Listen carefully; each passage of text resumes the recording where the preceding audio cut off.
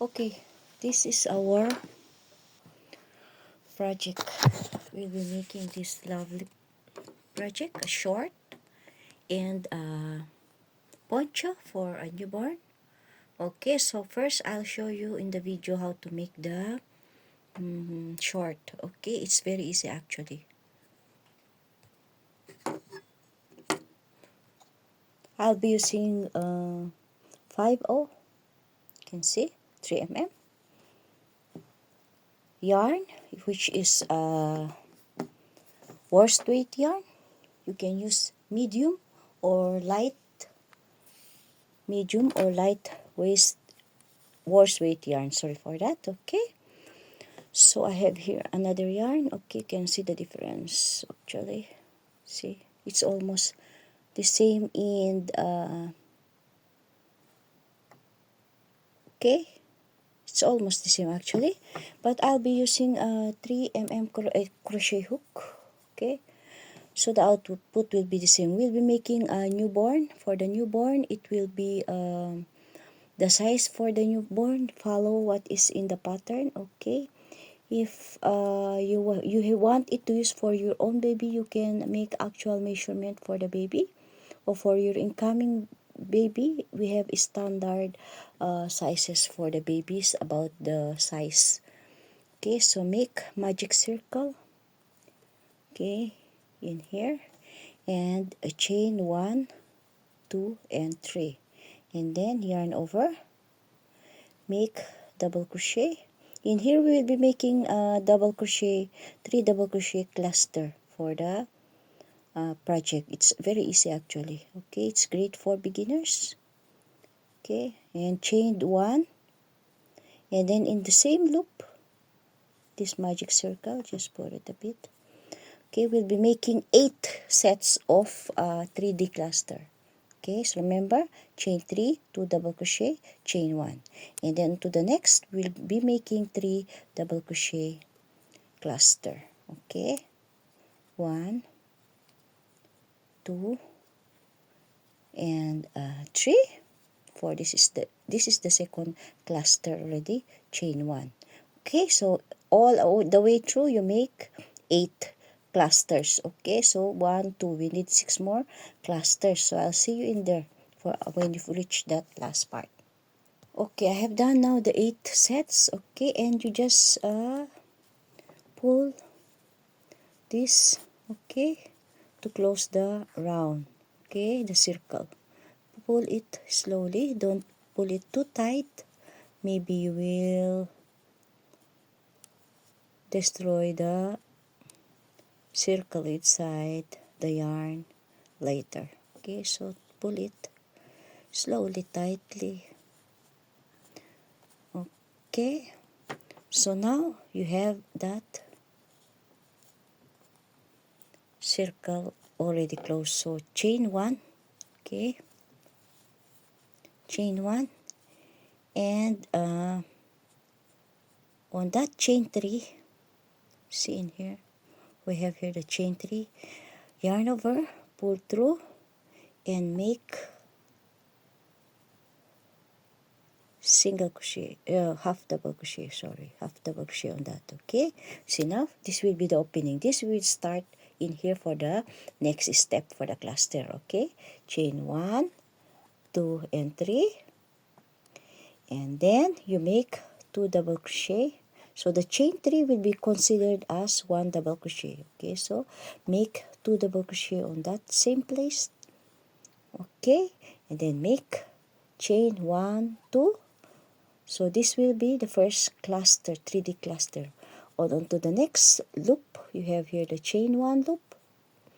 1, 2, 3, where's that? Okay, here, chain 1 loop. You make 2 double crochet, 3 double crochet in here, 3 double crochet cluster.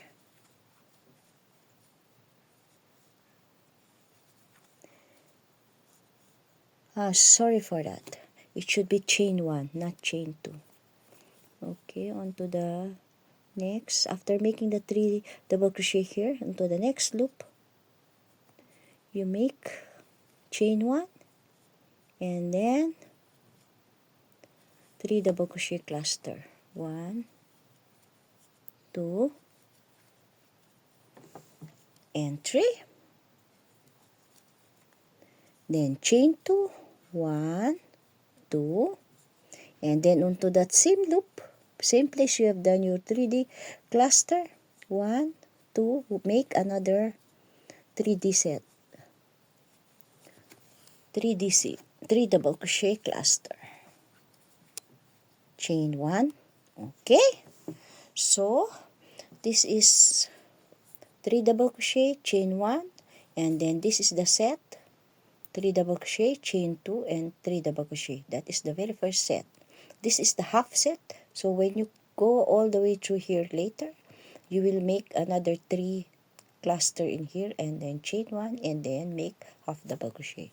Okay, chain 1, and onto the next loop, see here, to the next loop, make the same set of 3 double crochet cluster, 3, 1, 2, and 3, and then chain 2, 1, 2, and 3 double crochet onto that same place. Okay, so continue doing all the way through. I repeat, chain 1, make the set onto the next loop.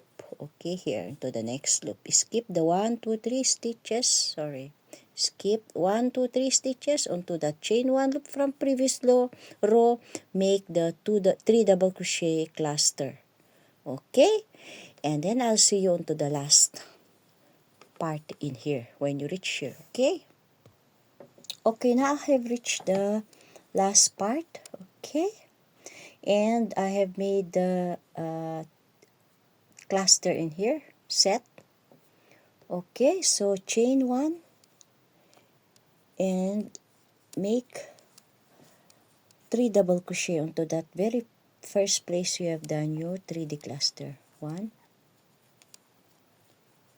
2, and 3. Okay, and then chain 1, yarn over, pull through, yarn over, and then make half double crochet onto that place of your chain 3 from previous row. Okay, so this will be the place you will start again. Okay, so I hope that's clear. Sorry for that.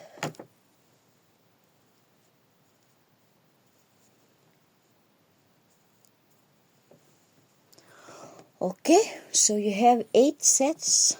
Okay, it will be, don't worry about that, okay, if it's like that, because later, see, later it will form like this. You see, now it will form like this. So this will be the top, the side, and this will be the opening for the feet. Okay, so it will be like this. Okay, 1, 1, 2, 3, 4, 5 on the back side will be like this, the same. Okay, so now let's go on to the next set. This will be the repeating set. Okay, so on here you have to start in here. You can have, if you want to make like this, okay, chain 1, 2, and 3, and onto that same part you make double crochet, 2 double crochet. So this will be the first, same as we have done in the previous row. Chain 1, onto the next, you see in here, this is the set, this is the 3D cluster, this is the 2D set, 2 DC cluster. Okay, 2 sets together. This one is 1 set in 1 place. Okay, in between on that, you make this chain 1, you make 3 double crochet on that. Okay, so in between the sets, you have, where there is chain 1, you make the 3 double crochet cluster in that. Okay, take note always on that, on the place where you make chain 1, you make 3 double crochet cluster. Okay, so on the place of, you see here, chain 2. See, this is the turning point. We have 2 here. So you make here 2 as well. If you see 2, you make 2. If you see in between here, you make 1 set. Okay, so chain 1, skip the 3 and make onto the loop the same set for 3D cluster. 2 sets of 3D cluster with chain 2. Okay, this is 1 set, chain 1, 2, onto that same place, you make another set. Okay, so I hope that's clear.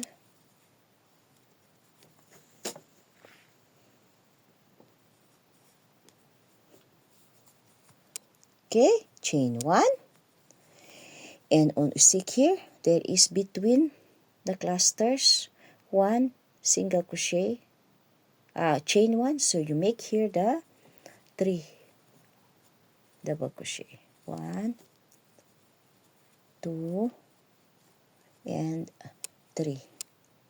Okay, then chain 1, and again you make the 2 cluster together on that loop. Okay, 2 sets of cluster.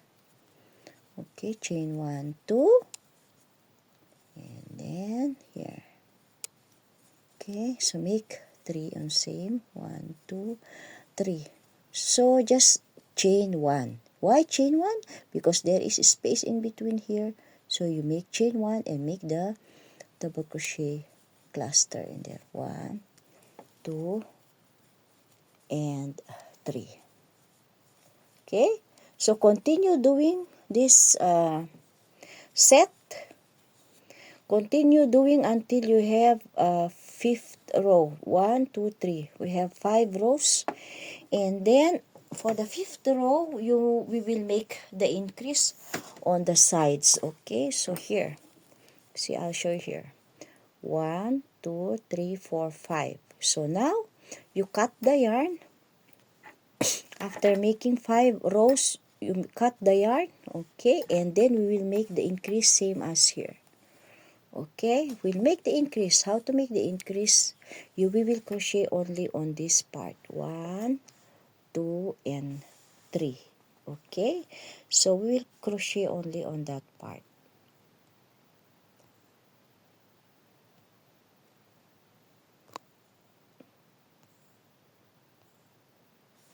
Okay, so I hope it's clear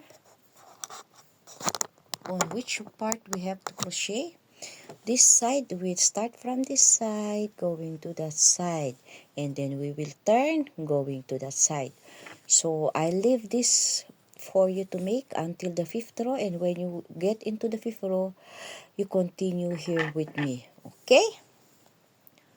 So when you are in the 5th row, where is that? I'll show you on the 5th row what has to be done on the 5th row. Okay, so on the 5th row,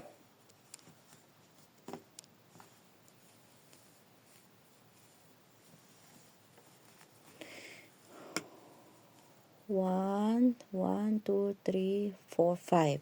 Okay, on the 5th row here, you make chain 3, 2 double crochet onto the same loop. Okay, to the same loop. You see here, we have here the turning point here, chain 2 in here from previous row. So start in here, yarn over, 2DC, chain 1, 3DC, 3DC, 3DC, 3DC, and onto the turning point, you make the 2 set of cluster with chain 2 loop. Okay, so on that, continue doing like that on to this point.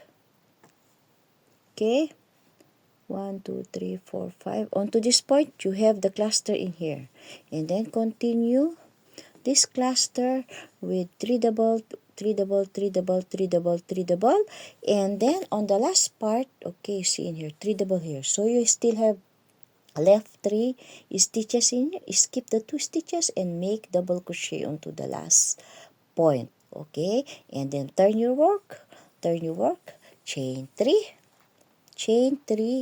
2 double crochet onto that loop, and then skip 3. So DC, DC, DC, DC, DC cluster, 2 DC set, and then same all the way through in here, and then cluster to this two cluster, then cluster cluster cluster cluster, and then onto that loop where you have done here the chain 3 loop. Okay, you make the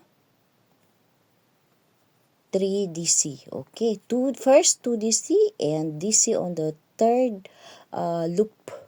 Okay, from that previous row you have done the chain 5. It's not chain 3 actually. Sorry, it's not chain 3. It's not DC only. Chain 2 from previous row, and this is double crochet. Okay, so you make 2 DC and on that loop and DC on the last stitch. Okay, and then turn your work.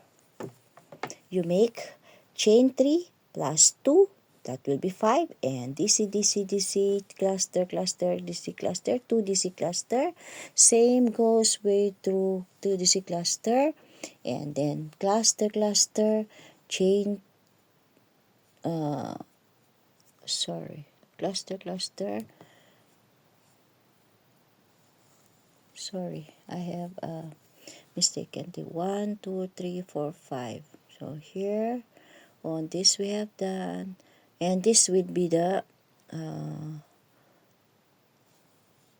what do you call this, 2 DC and DC onto the last part, and turn your work will be chain 5, then we'll be having here DC DC DC cluster until you reach that. We have cluster to DC, and then 3 DC cluster onto that loop, and then chain 2 DC onto the last. Okay, then chain 3, turn your work, and then 2 DC on same loop, and then repeat repeat repeat repeat repeat, and then I'll see you here.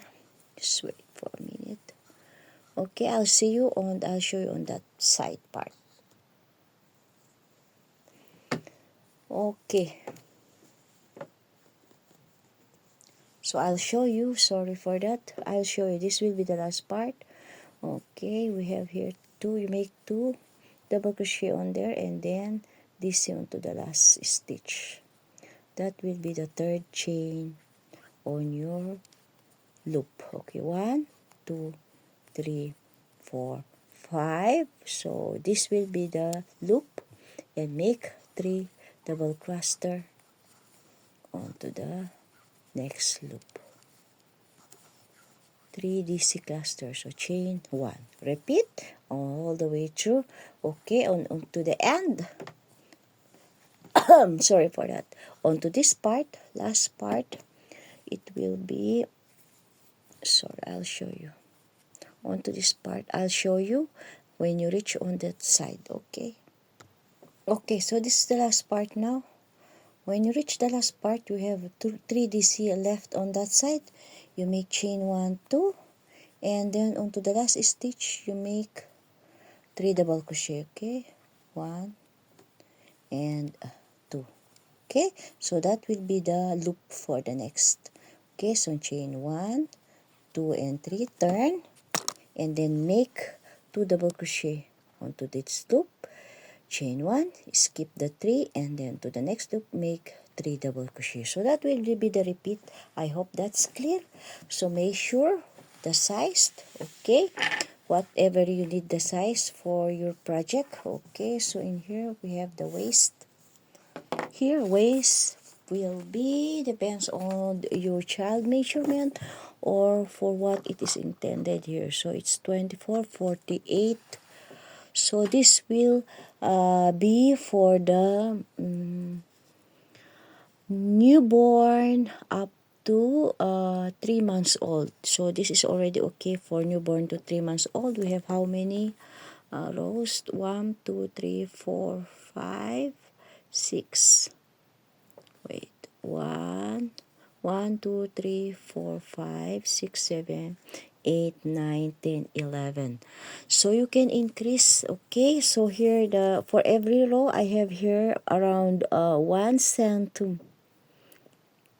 for each row. Okay, row, that is the height. Okay, around 1 cm for the height. See, almost 1 cm each, or more than 1 cm actually. So in here for the 11 rows, I have here around 40, 23 plus 23, 46 cm. Okay, total. So we'll stop here for the newborn to 3 months old. You can continue to add more rows for the other sizes. Okay, so you have to consider the waist. Okay, why you have to consider the waist? Because that will be the not the hips, because hips, if you have small hips size, then what to call this, the waist, it will not enter, it will not be fitted. Okay, the since the hip side will make it elastic in here, I'll show you how to make that in the pattern, and I'll soon share as well in the video. Okay, so please support my channel, and as well for my online, because for every pattern and you make, and please do share as well, because every time you share this video will help me improve my channel, will help me share more from time to time. And not only that, for every single dollar I earn online is for me to buy food and supplements for my stray cats, which we rescue since 2022. We've been doing rescuing cats, stray cats. We have in our garden, we have lots of cats. We fed them. Some come and go, but we cannot accommodate them all, since our house we have already 9 cats, all strays, and most of them were already neutered. But in the neighborhood, I cannot control them all, because they are actually very they are not easy to catch for neuter, and I also cannot feed all the cats in our neighborhood. Here in Turkey, there are a lot of stray cats around, and in our neighborhood, I am the only one who is feeding them 2 to 3 times every day. The rest are also giving them time to time nearby. But in our place, a lot of cats are coming and still coming, but I cannot neuter them all. If only I can neuter them all, maybe I can save them from dying early, and I cannot send them all to veterinary when they get sick.